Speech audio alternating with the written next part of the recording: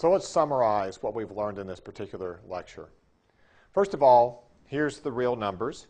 The pH changes that occur as I go from ice water to boiling water. The pH goes down from around 7.5 to around 6, as I told you, while stuck right there in the middle at 25 degrees is a pH of 7.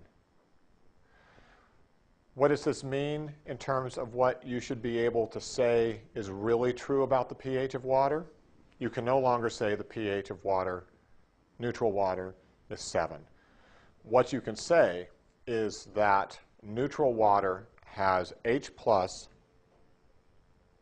equal to OH minus, or pH equal to POH. These are the true statements of neutral water.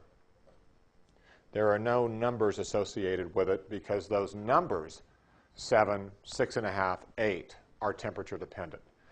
On tests, you will always be confronted by this idea that when somebody says, what is the definition of neutrality? Neutrality is when you got equal numbers on either side.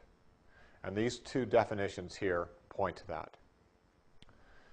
What else is it that you need to understand? And this is really key. Every single solution we're going to look at in water chemistry from here on out is going to have water in it.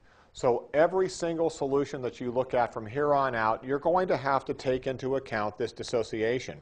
We can't simply say that it doesn't exist.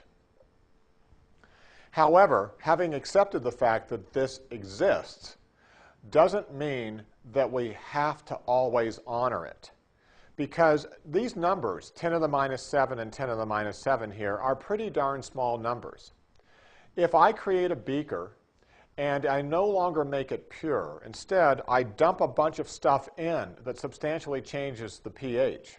So for example, suppose I have a beaker of water and I dump a massive amount of really strong sulfuric acid in. Now I will have a source of protons which is huge coming from the sulfuric acid, which makes that 10 to the minus 7 molar number coming from water insignificant. And at that point, I stop really even caring about the fact that this water dissociation exists, and I get all excited about my sulfuric acid dissociation. Having said that, it is still true that the fundamental measure of water chemistry when it comes to acids and bases is this value right here, the pH. In the problems that we look at moving forward, I will be taking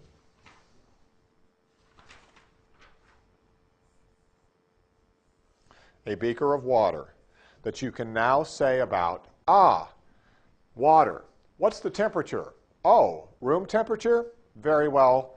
Neutral water, room temperature, pH equals POH equals 7. You start with that, and then you say, what are you going to put in? And I'll say, you know what? I'm putting in 0.1 molar hydrochloric acid, and then suddenly I'm going to have H pluses that are in here that come from my HCl, in addition to the H pluses that come from my water.